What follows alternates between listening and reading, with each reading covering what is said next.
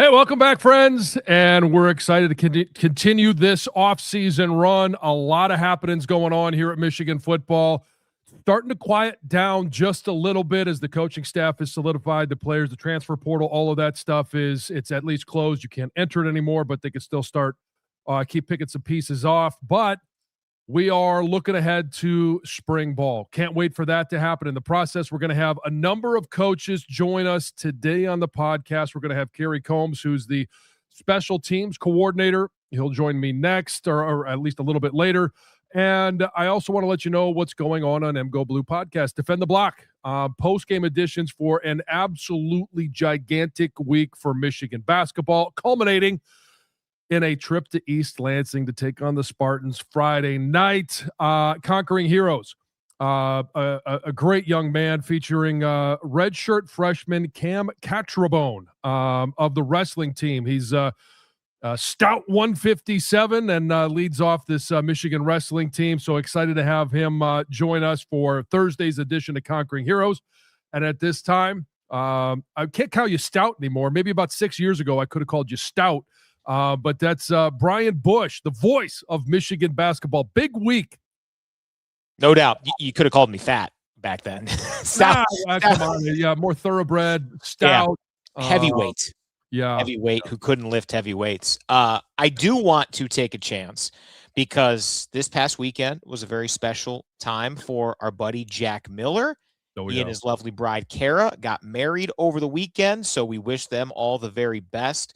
He had to go back for one more week of work, so they're honeymooning starting next weekend. This week must be absolutely terrible for him in this weather when he could have been, somewhere. I think they're going to Africa. It's a cool setup, but congrats to Jack and Kara. Awesome news. Yes, it was. And it was a great event. She is a beautiful bride. He was the groom. And it was fun to be there with a lot of his former teammates, guys that played in his era of Michigan football. And it was a great event. And the best man speech, his younger brother, who got married, he said about 18 months ago, talked about his relationship with Jack, now his relationship with his wife, Kara, and the job that their mom did in growing up. So that was one of the highlights of the evening. So congratulations to both of them. And we will make sure that when next year's broadcast rolls around, there'll be plenty of us for him to give him a hard time on. Well, knowing Jack, if that's the theme of the speech, then his mom deserves a Purple Heart, Nobel Peace Prize, something along those lines. So congrats to Jack and Kara. All right, let's get into our 7 from 77. And John, you alluded to it, pretty calm right now from a news standpoint. And the expectation is that will largely continue until spring ball. So what's going on around Schembechler Hall right now? Players in winter conditioning, coaches still probably trying to get acclimated to the roster, their offices in and around Ann Arbor, the Big Ten, all of it. Yeah, and coaches, they were trying to get acclimated while the transfer portal was going on, and it was an absolute zoo. Of players coming, going, doing all these the different things, families coming and going from Schembechler Hall, but that was their acclimation period. Now a lot of them are off recruiting, and so other assistant coaches are here. The big thing that's going on right now is on both sides of the ball. You're trying to get to the terminology, get introduced to the offense so that when you do start spring ball, you've got at least a base of knowledge. And so you're a little bit limited because the amount of guys that can be in a meeting with, say, Jim Harding in the offensive line. But hey, it's up to the veteran guys to get that information, disseminate it to the younger guys, and bring everybody up to speed. So that's a lot of what's going on. The other thing that's going on in regards to just the players getting familiar with the staff, we've talked about this. It's the offseason conditioning program and new strength and conditioning coordinator, Doug Elisea. He is introducing himself in a lot of different ways and in new forms with new motivation and new tricks up his sleeve to all the players. And it's those guys that are in there that are healthy enough to be in there, getting up to speed, trying to pack on the pounds, get stronger, bigger, faster, stronger, all of those different things. So that's a large part of really the main part of what's going on right now. Well, I'm excited to have Doug on the show to talk about some of those tricks. No doubt he'll have some good stories. Number two, from a team building standpoint, how does this new look group, coaches, players, get acclimated enough? How do they use these next, 4-6 weeks, somewhere in there, so that they can maximize the spring practice portion of the offseason, something you've talked about every single year as being vital, whether Michigan had the 23 roster coming back with a ton of known names, or here where, there's some familiar faces, no doubt, but this is as big of a roster change as Michigan's had in quite some time. It is. And, so some of it is getting to know your new teammates in the strength and conditioning portion of things. It's also on campus, it's housing, it's all of the things that you do off campus to try and get to know some of your new teammates. In regards to the coaches, I touched on it a little bit in regards to terminology, scheme, all of those different things. It really is vital for every single player, no matter the position group and no matter your level. If you're a freshman coming in, you should certainly be diving into the playbook. If you're getting ready for your last year of eligibility, you got to be diving into the playbook to get familiar. And that is on the mental side of things. And then watching film, there's clips. Obviously, a large part of the offense is coming with Coach Beck from Utah. So you could take a look at the film, Utah's film, and see everything is labeled on it. You can get a chance to see what the play is, what it's called. You should be, verbalizing that so you hear it, and going through it, and then identifying, what are some of the intricacies of this play, all of those different things. Same thing on the defensive side of things. So that's a large part of what's going on. The other thing is all those guys that were banged up. Hey, they're in the training room right now. They're doing everything that they possibly can to get back to 100%. So as many bodies as possible are available for spring ball. We're going to say this a bunch of times. It's new in every single phase. We're going to talk to Kerry Coombs a little bit later, and it's not necessarily new, but it's still new because he only had 3 weeks to get ready for that Texas game. And again, it's more personnel changes on the roster. So he's going to have new things that he's doing, in the teams category. So it's really familiarizing yourself with the coaches, with your new teammates, with the new schemes. And if you're dinged up at all, you got to get in the training room to make sure that you're available. You don't want to miss any time, no moments on the field, because obviously the reps on the field are really going to be what determines the depth chart coming out of spring ball. Yeah, no doubt. Coach Whittingham has that vibe of, there's some players with some past cachet, production, but what do you do here? What do you do now? What do you do in this offseason? All right, we'll have plenty more on, obviously, the Wolverines as we get closer and closer to spring ball. We did learn this past week that the 12-team CFP model would remain for the 2026 season. Only notable tweaks is that the 4 power conference champions will get automatic bids, along with the top non-power conference champion. And also we learned that Notre Dame would get an automatic bid as long as it finishes in the top 12. So this past season, had this been instituted, instead of having Miami and James Madison, there would have been Notre Dame, who would have climbed Miami even if they were one spot below them in the final committee rankings. And then Duke would have been the 11 seed they'd have been the 12 seed. Tulane would have been higher ranked as the 11 seed, one of the other conference champions. Your thoughts on all of that, the tweaks and the 12-team aspect staying the same? Well, I like the tweaks, and I like the You like the Notre Dame tweak? No, hold on. Okay. I like most of the tweaks. Got it. And I like being able to get more of the Power 4 conferences in there. So if a situation presents itself like it did in the ACC this year, hey, Duke is in, JMU is out. We saw that movie during the regular season. We don't need to see it in the postseason. Tulane would have been in, and if you need to have a team with a gold star, and so that nobody's feelings get hurt, then go ahead and allow somebody in that doesn't belong, but they'll have an early exit.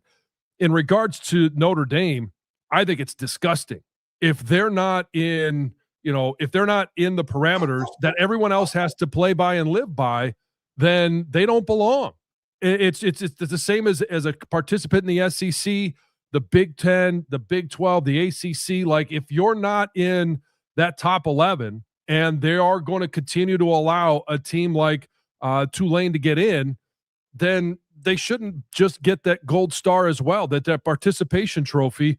and allow them to get in. If they're so determined that they need a seat at the table, then join a conference. And they're so special that they don't have to. Now they have special reasons as to why they should also be allowed a seat at the table in the college football playoffs. I think next year, I don't think it'll matter. I think they'll be ranked higher than that. So it's kind of a moot point. But moving forward, I think it's dumb.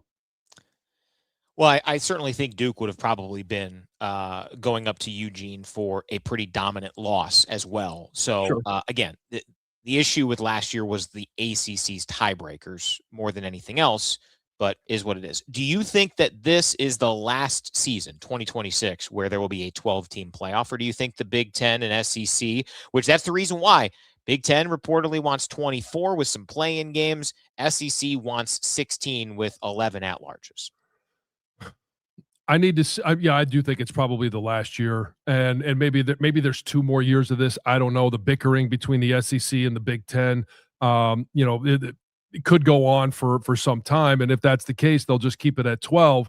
But I want to know more about what the Big Ten's plan is at 24. If they want to get rid of conference championship games, then what are they doing to decide conference championships with bloated teams? Is it just tiebreakers that kind of it sucks for the regular season, and there's always going to be somebody that should have been, should have at least had an opportunity to play for a championship. And so I just need more details on what 24 looks like. Most likely we'll probably head to 16. And I don't know if there's a graduated, hey, we're going to try 16 for a couple of years with the option of going to 24. It's always there. You never know, they're never going backwards. So I would much rather have the measured expansion versus just going from 12 to 24. Be interesting to monitor, no doubt. All right, number 4 on our 7 from 77. New England edges Denver in the AFC Championship game. Seattle wins a thriller over the Rams, 31-27. So the Super Bowl is set. Let's start with just your takeaways from this past weekend, championship week in the NFL. Sean Payton got to kick that field goal. You got, instead of going for it. And I know he talked about some regrets. You always have regrets after every game, but knowing that you had Jarrett Stidham, and I know in that was it the second drive, he hit a 50-yard completion, 51-yard completion to Mims, and then 2 plays later he hits they get a touchdown. And I'm sure Sean Payton felt like, okay, he's got some rhythm. He's a 7-year guy. He just hasn't played in the last 3 years. But for New England, like they didn't have the toughest schedule. In fact, they had historically one of the weakest. Committee would not look fondly upon the Patriots. No, the resume was not outstanding for the New England Patriots. And here's the thing. They only played 3 games and against 2 teams with winning records. They played Pittsburgh and they played Buffalo twice. The rest of their schedule was against teams with losing records. And then they get into the postseason and they make their way to the AFC Championship game, and they're playing a team without their starting quarterback, and it's Jarrett Stidham. So, do the Broncos win that game if Bo Nix starts? I believe they do. I believe they do. And weather aside, I don't care. That's a lame argument. But when you look at New England and the fact that their one scoring drive was 2 plays, 12 yards, because Jarrett Stidham was literally under duress, and he did the, they're coming from everywhere. I don't want the ball. You take it. And instead of throwing the ball away. And, I know everybody's going to, a lot of fingers pointed at him, and certainly so, but, to only give up a 12-play scoring drive, and that's what the main reason why you lost the game. It was a poor offensive performance on both sides of that game. From all accounts, I don't think what happened weather-wise was anticipated. Now, here in the beautiful state of Michigan, we've learned that you might think you're not going to get snow, and then snow could come. And if you think you're going to get snow, you're probably going to get a good amount. But I do think that if it was known, hey, at halftime or thereabouts, it's going to start not quite blizzard, but close, at least blizzard one direction, I think that's a definite field goal take. So I'd be curious what the weather thoughts were on both sidelines, late first, early second quarter versus when it started to snow. You're playing a game in January. You're playing in Denver, and yeah, it's a little bit different than playing in Detroit. And I'm not going to get into the argument. Yeah, well, we got a dome here. It's Oh, that there we're could gonna be. get in the on the video only side. If you're listening on the audio podcast, check out our video, Michigan Athletics YouTube. Because I'm gonna ask you, because there were some hot takes about weather in this, so don't go too far on it. Yeah, But yeah, yes, it you're right. could You be need to be very ready for anything. short segment, but you need to be ready for anything when you're playing football in January in an open air stadium. And I don't care if you're in Carolina, if you're in LA, I don't care where you are. It could rain. The wind could pick up. Like weather, you always have to consider what happens. What decision am I making if the weather turns bad? Now, if it's 60 degrees, blue sky, not a puff of air flowing anywhere, all right, you can gamble on the fact that maybe it's not going to get bad. But when you're in Denver, you got to assume that at some point, even if it's just the wind picking up, it could change the path of your play calling.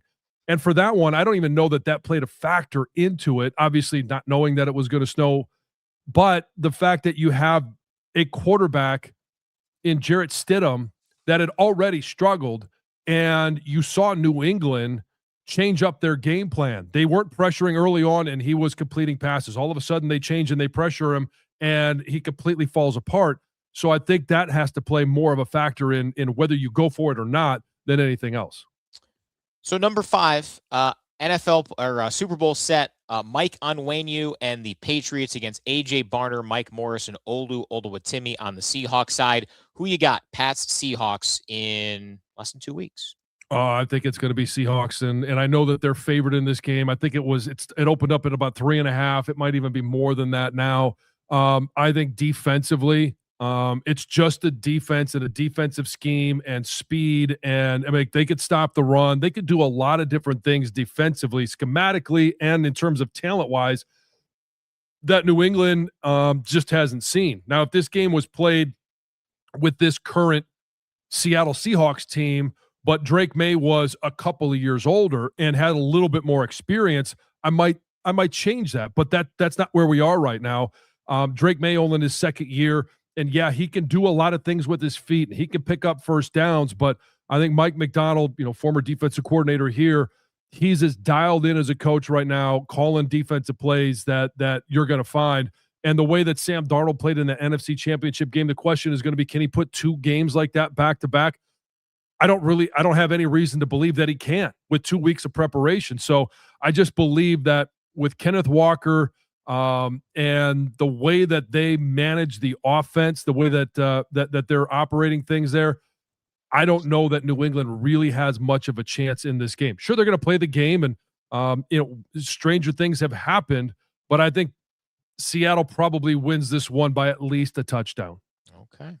Should be interesting. All right, we will continue on our 7 from 77 on the audio side momentarily. But before we continue, a reminder that Meijer is the presenting sponsor of In the Trenches. The upcoming, we've got the schedule 2026 Michigan football season and hundreds of teams across the Midwest. And Meijer works hard to bring more of the good life to your life, so you can bring home more perfectly plump and flavorful produce, picked for precise freshness, beautifully marbled, beyond brag-worthy certified Angus beef. The meat counter, that's where you're always going to find me. And more must-have money-saving M-Perks rewards, because saving more on local favorites is good, but bringing home more of what you love in every trip, that's the good life. They do more to make life a good deal better at Meijer. Meijer is a proud presenting sponsor and fan of the 2026 Michigan football season. So, yeah, audio side, we will talk about the schedule, which comes out later today. Can't wait for that. On the video side, a few extra topics. There were people saying, John, I want to go back to the AFC Championship game, that weather determined who's playing in the Super Bowl, didn't like it, vouching for domes and enclosed structures, or I've heard people discuss neutral site championship games. That sounds awful. A bunch of babies. There you go. Where do you stand? I told you it would be a short conversation. Where do you stand on it? Oh, it's idiocy. Now, did I like and enjoy watching the NFC Championship game more? Yes, I did. Absolutely. However, you can't dictate that. And if the solutions, and to me, there are only 2 solutions to do this. You enclose every single stadium in the NFL, or you go to neutral site AFC and NFC championship games. Either of those sound terrible. Doesn't mean that I'm fine with some domes. That's great. But it's nice to have the different look, different feel, different vibes. And to me, that game is a lot more interesting if it's Bo Nix instead of Jarrett Stidham, and that's nobody's fault. No, and I'm not going to make Denver fans travel. They earned the 1 seed. They earned the right to have it a home game throughout the entire playoffs. And so I'm not going to make them travel to a neutral site where all of a sudden now it's even on both sides and sell the same amount of tickets to one fan base versus the other. The biggest reason why the NFC Championship game was more aesthetically pleasable was because you're dealing with two complete teams. The Rams offense and the Rams defense versus Seattle O&D, like they just were more complete teams. When you look at New England, there are some deficiencies. Like, do they deserve to be in the Super Bowl? Absolutely. They won the path that was created for them, and they deserve to be in the Super Bowl. In Denver, I mean, a tough break that your quarterback hurts his ankle on the second to last play of the game in the week prior, but they deserve to be there as well, but there were deficiencies offensively for them. So I just believe that did weather play a factor in slowing that game down? Sure. But the number one reason why the NFC Championship game was so much better is because you're just dealing with better teams, which is why I think the NFC ultimately wins the Super Bowl in this season. Yeah, I'm in agreement. I was pretty surprised to see 3.5 be the opening line. I expect the Seahawks to win, like you said, by a healthy possession, if not more. But hey, it's one game, it's one off. And shoot, the Patriots have been underdogs by a bigger margin than what they'll be in this Super Bowl, and they've gone on to win them in the past. Big Ten, couple of big name coordinator hires. The new Ohio State offensive coordinator is Arthur Smith, who's been a head coach in the NFL. He uses about 47 tight ends over the course of his season, which will be interesting to see how that translates to college. We'll start with him because the Matt Patricia hire was one that was certainly criticized, and tip your cap to them until they ran into Indiana and Miami. It looked like a very good hire, and defense wasn't necessarily the reason they lost those games by any stretch of the imagination. But now Ryan Day and company going a little outside the box from a college standpoint to bring in an OC from the NFL. What are your thoughts on Arthur Smith to Columbus? I think it's a terrific hire for him, and for anybody that wants to criticize it, there's plenty of opportunity to criticize it in terms of what you saw from Pittsburgh this year and their offense, from him being the head coach at Tennessee and the struggles that they had there. But I've known Arthur Smith since he was a offensive lineman at North Carolina. His dad was obviously part owner of the Washington Redskins, and I worked with him, worked on some technique things. So I built a relationship with him, and I think he's a tremendous football mind. I do like his offense. He does use a lot of tight ends, which I actually think translates. I know that there's a lot of offenses in the NFL that are using 13 personnel, more so than they did a year ago, 2 years ago, 3 years ago, but it's much more common at the college level.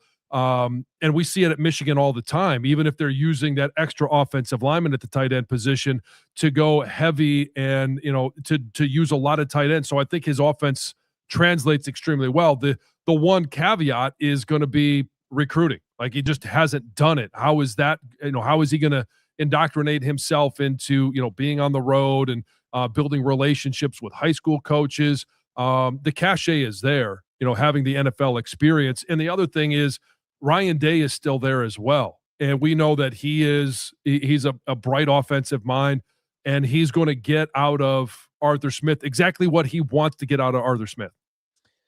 How much do you think are some of these coordinators truly recruiting anymore? Obviously, everybody has a recruiting responsibility in college football, but I wonder how much he or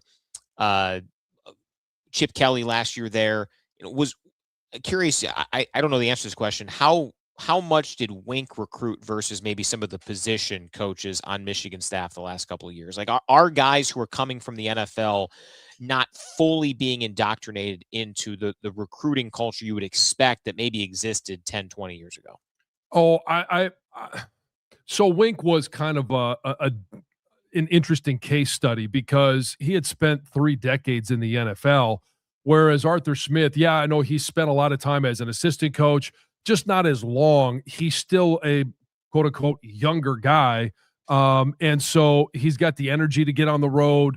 I don't have much of a concern because when he walks into a building, he's going to have the cachet of, hey, I've got all these relationships in the NFL. You want to come to my school, play for me? I can make these connections. I know more than anyone else as to what it takes to get to the next level. I know what I need to, to develop in you to get you to that NFL level. So, I think it's a case-by-case basis in regards to those guys. It's a little bit shocking to me that Matt Patricia and Arthur Smith have gone kind of in reverse in going back to the college game because you do have to recruit because of the uncertainty of NIL, the transfer portal, and versus a mass exodus of a lot of the best assistant coaches, head coaches trying to get jobs in the NFL. It just is a little bit unorthodox, but I think it'll be fine. Yeah, and I think that's a credit to where the Michigan and Ohio State programs have been in recent history. You're not seeing guys who have NFL experience who are going to a middle of the rung power conference team. Those are more special spots and pipelines than what you would see across college football.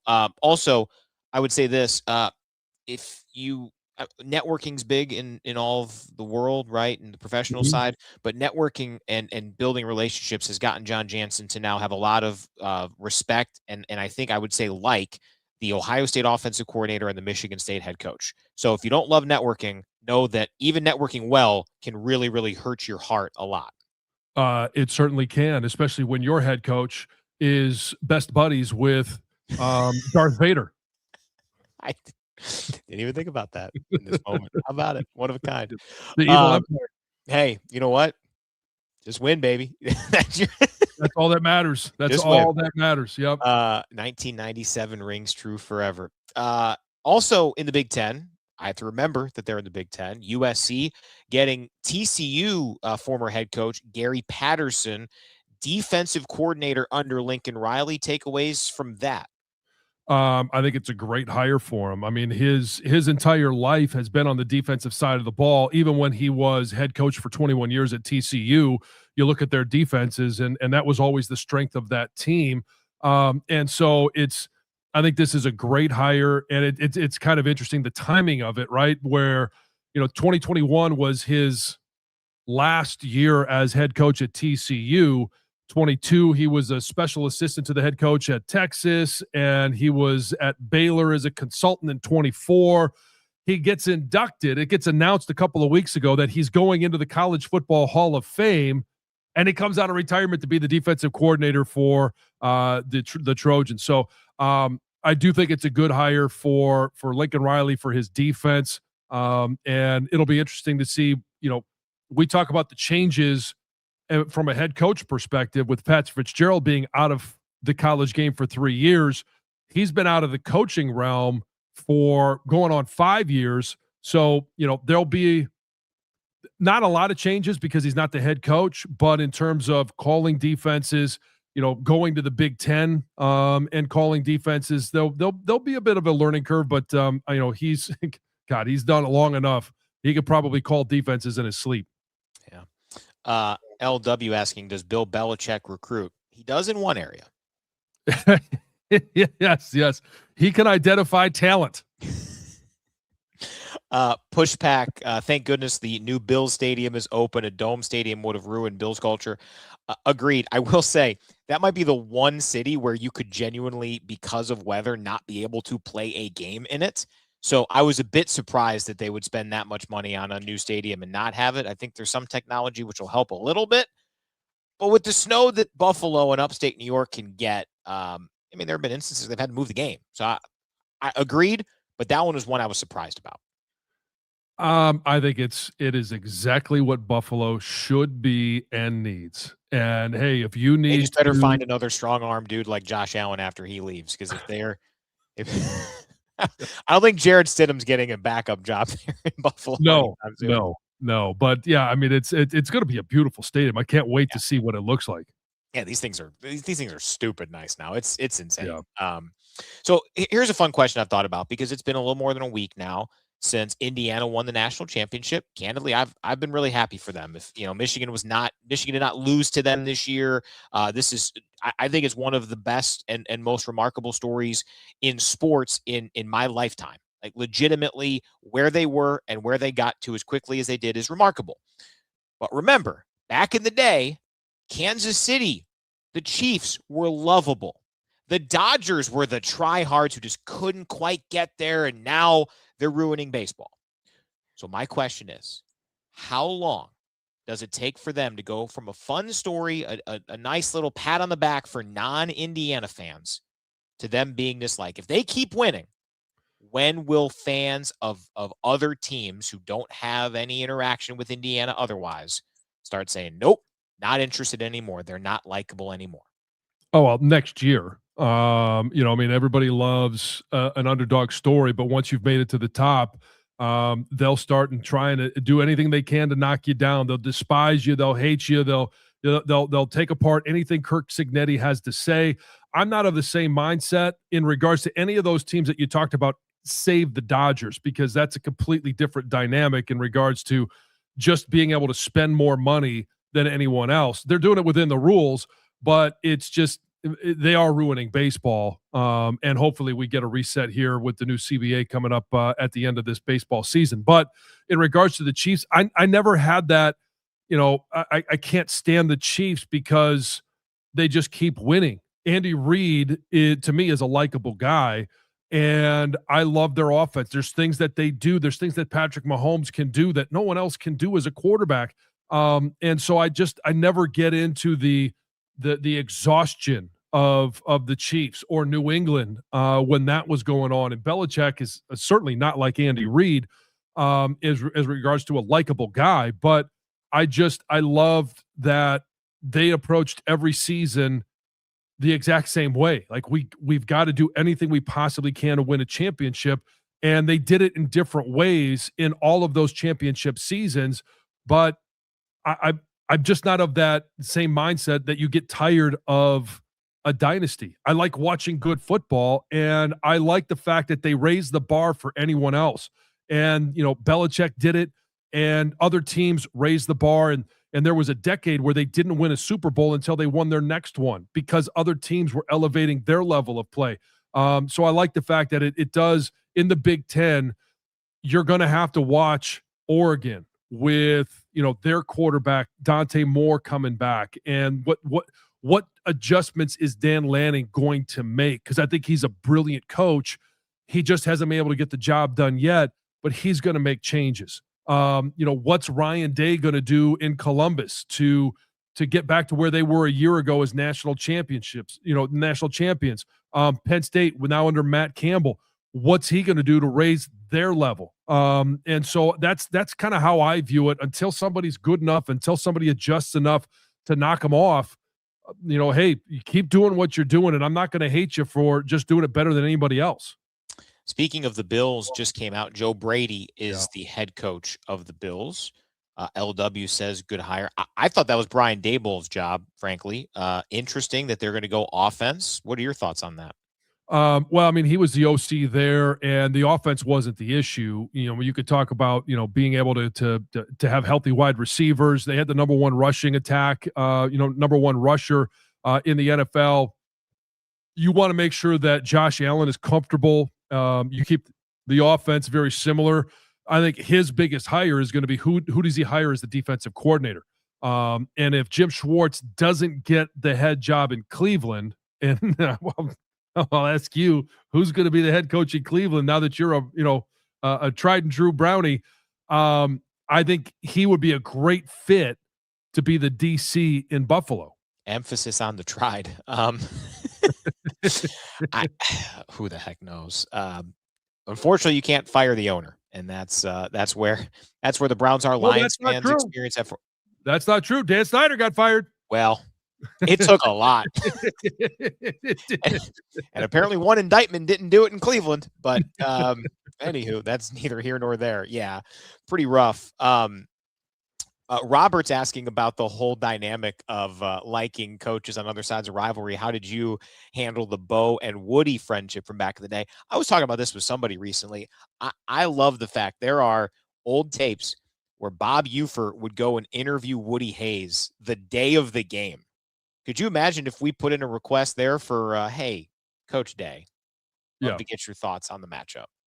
But it's cool. Like, that's awesome. I respect that and appreciate that was how it was, because those were some really fun interviews to listen back to decades and decades ago. Well, and I've shared this story before as well, where I was recruited by George Perlis at Michigan State. Ultimately, I made my decision here.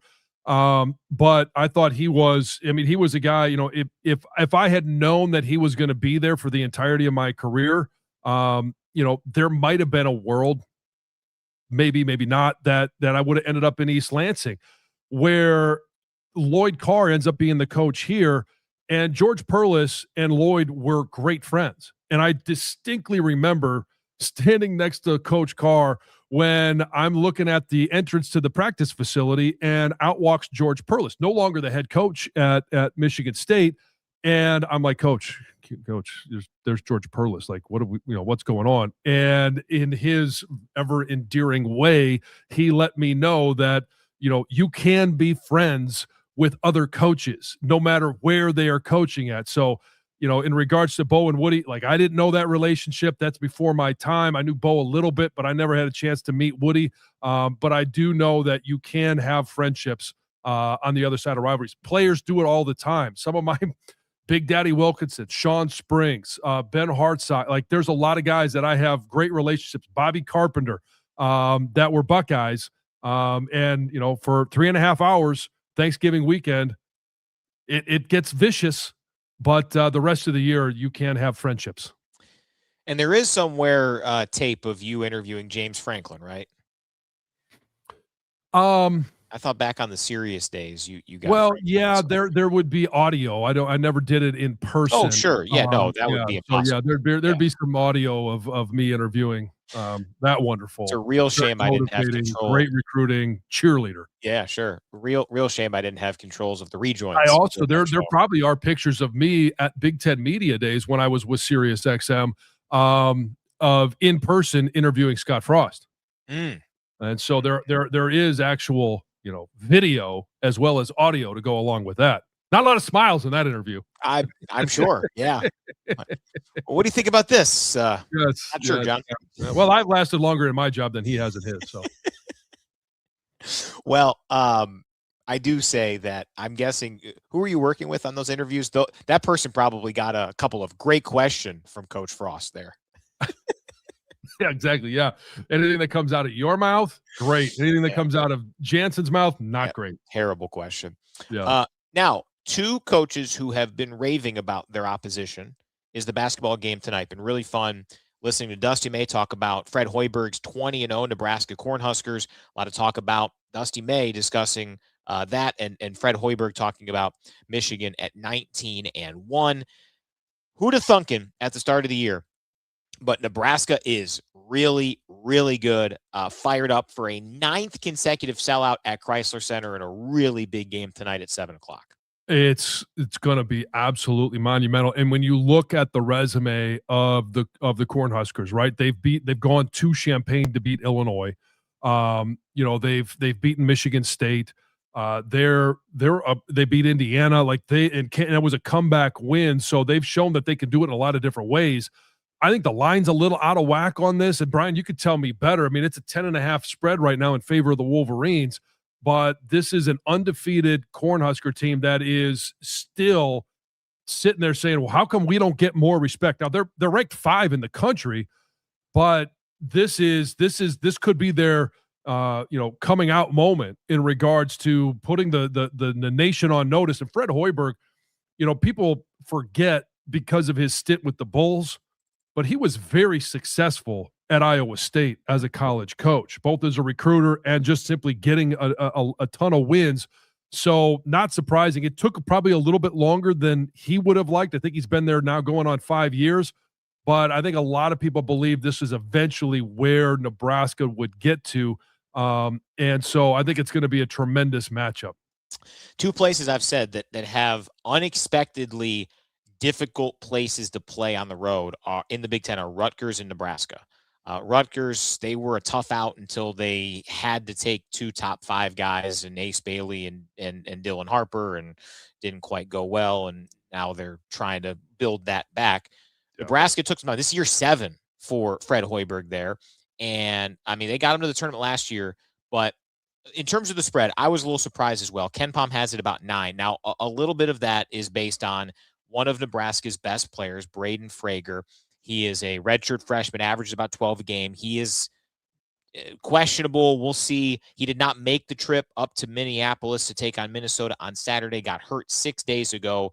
So there are some rumors out there he didn't make the trip. Nothing confirmed. We'll find out with the availability report. So I do think that has a little bit to do with it, because this is a group that plays 8 guys when Braden Frager is out there. So they probably have a 7-man rotation. I think Michigan's more athletic, but Nebraska executes at such a high level.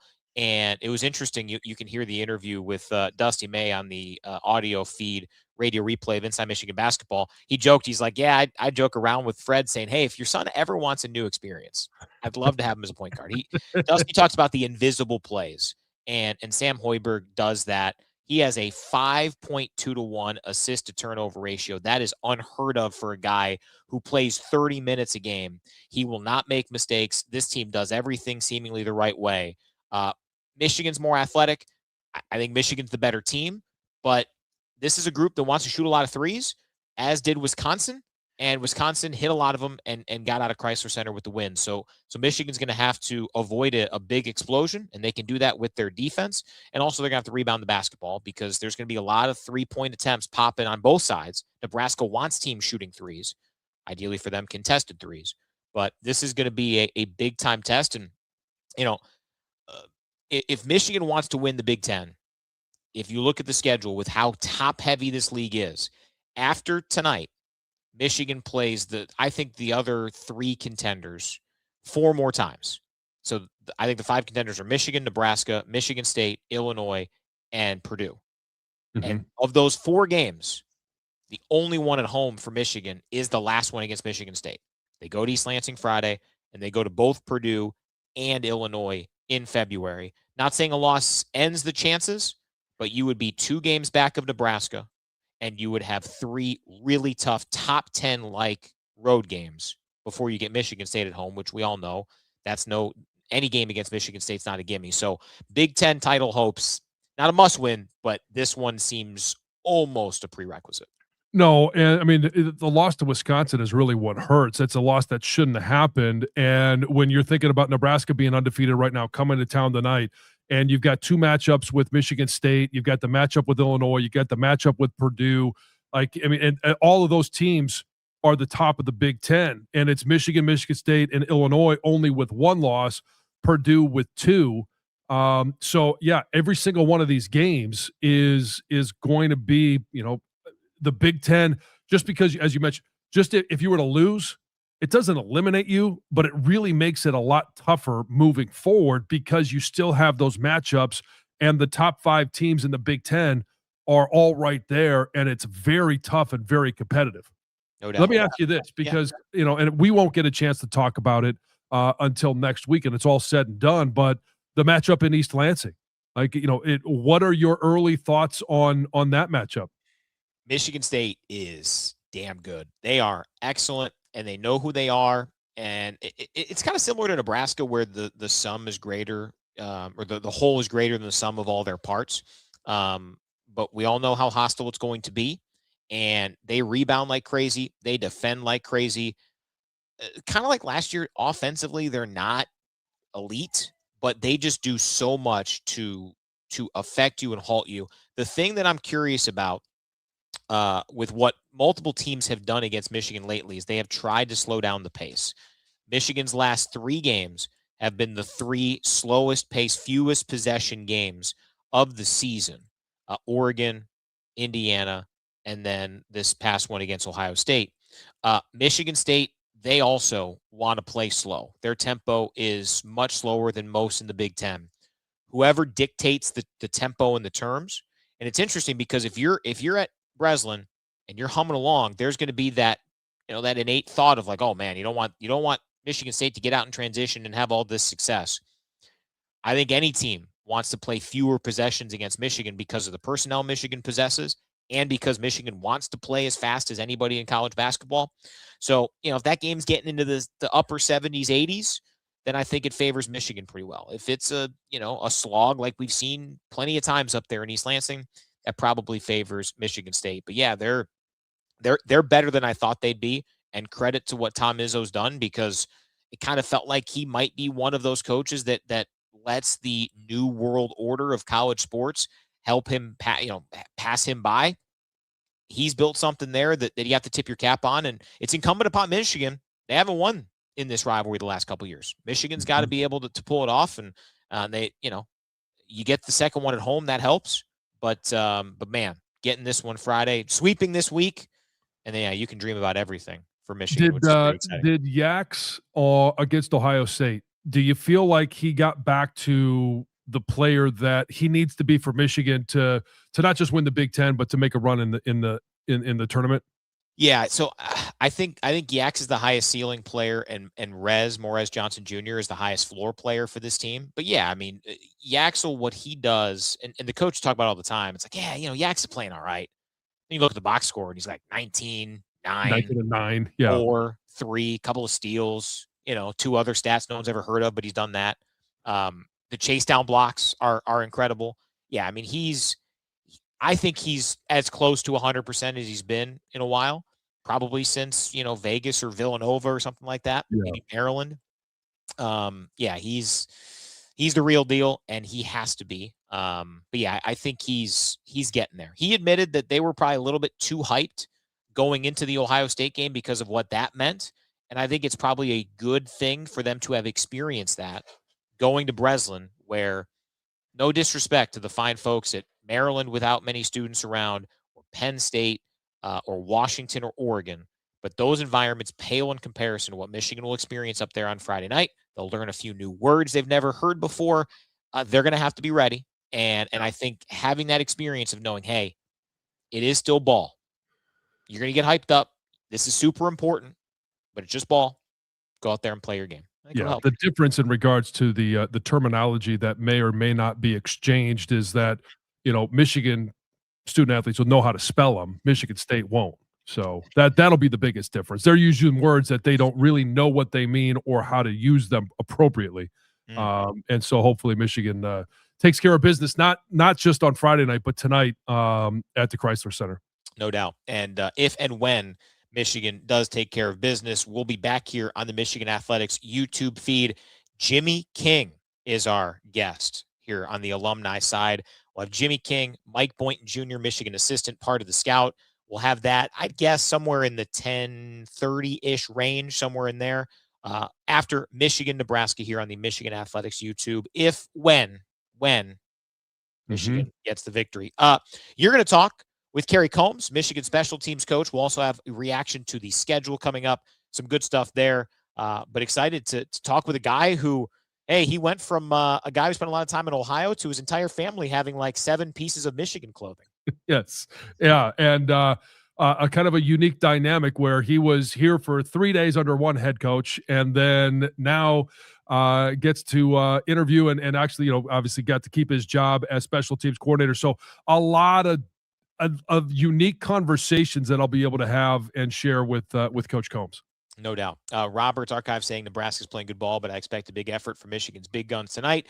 And the NIL era has BYU looking like the Fab Five. Boy, they almost pulled it off. It was almost 2 unbeatens left in college basketball. That was a whale of a game last night against Arizona, who's super, super good. I mean, the top of college basketball is bonkers this year. And one of them is Gonzaga. They just have 1 loss, and it happened to be by 40 to Michigan. But, it would not be a 40-point game if they played again.